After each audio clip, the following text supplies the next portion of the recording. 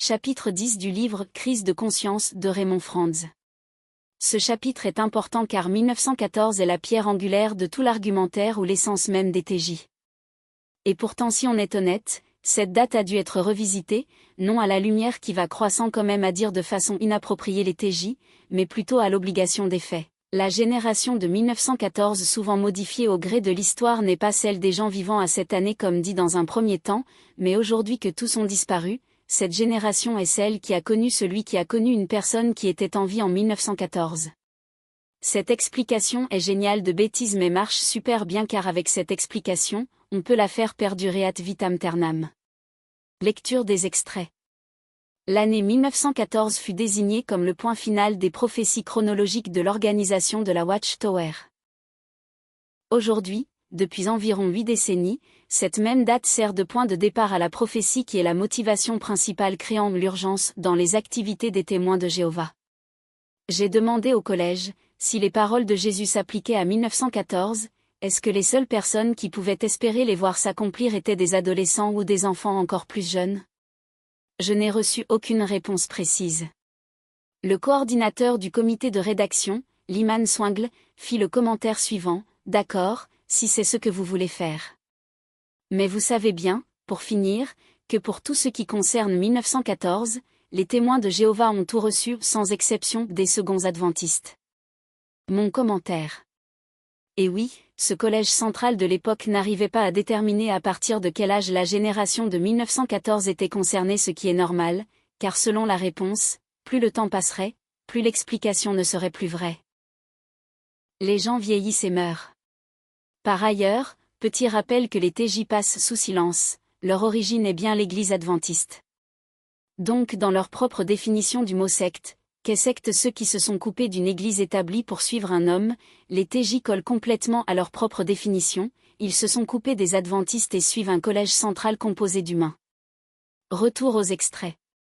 Presque aussitôt, le missionnaire dit, « Frère Franz, se pourrait-il que la référence à cette génération faite par Jésus s'adressât seulement aux personnes du temps passé, qui ont vu la destruction de Jérusalem? Si c'était le cas, tout semblerait correspondre. » Malgré toute cette évidence démontrant que l'opinion était partagée quant à la légitimité des affirmations concernant 1914 et la génération de 1914, l'organisation Prophète continua de publier des déclarations hardies, positives et énergiques sur ce sujet, comme s'il s'agissait d'un fait biblique établi. Et tous les témoins de Jéhovah étaient encouragés à placer toute leur confiance dans ce message et à le transmettre à d'autres dans le monde entier. Les membres du collège central décidaient que l'enseignement concernant le début de la présence du Christ en 1914 était une des doctrines décisives pour déterminer si des individus étaient coupables d'apostasie et méritaient donc l'exclusion. Mon commentaire. Bien qu'aucune preuve à leur explication sur la génération de 1914 n'existait, le collège central a décidé dans tout son amour, d'exclure pour apostasie, ceux qui ne partageaient pas leur doctrine tout en sachant qu'elle ne faisait même pas l'unanimité parmi les membres de ce collège. Retour aux extraits. Il y a toujours de nouvelles personnes, parfois assez jeunes, qui chaque année décident pour la première fois d'appartenir à la classe des oins. Mon commentaire. Déjà à l'époque de Raymond, de plus en plus de jeunes se prétendaient oins alors même que l'enseignement des TJ montrait que cette classe avait été scellée en 1935. Mais leur explication était, des oins se sont montrés infidèles. Trop drôle. Et aujourd'hui, preuve sous les yeux, des hommes de moins de 50 ans prétendent être oins et sont même au collège central. Trop drôle aussi mais en plus, quand tu vois leur parcours, ils n'ont connu aucune épreuve.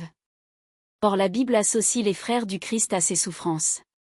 Mais une question se pose, comment des gens qui ont un cerveau arrivent-ils à accepter l'inacceptable? Laissons Raymond répondre en revenant à son livre. Pas trop difficile à expliquer, surtout à des membres habitués à accepter tout. Les plus jeunes, ou ceux qui sont arrivés récemment, ne vont probablement pas ressentir aussi sévèrement l'impact de ce changement. Mon commentaire.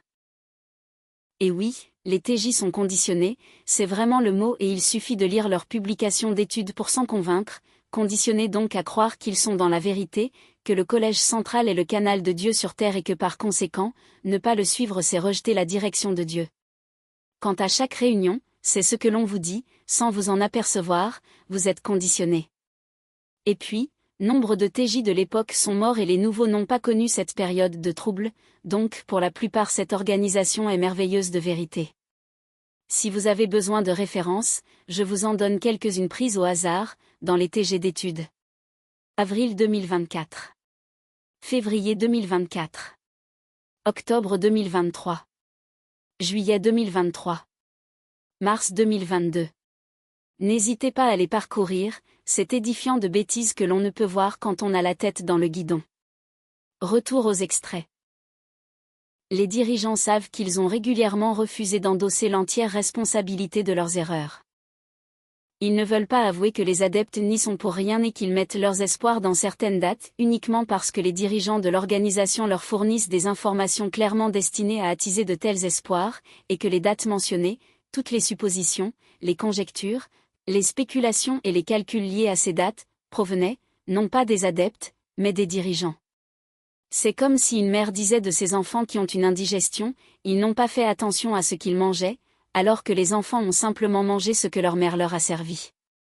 Il s'agit là de lâcheté morale. Nulle part dans les publications de la Watchtower nous ne trouvons un aveu sincère et acceptation de responsabilité pour le mal causé. Mon commentaire. Ça se passe de commentaires.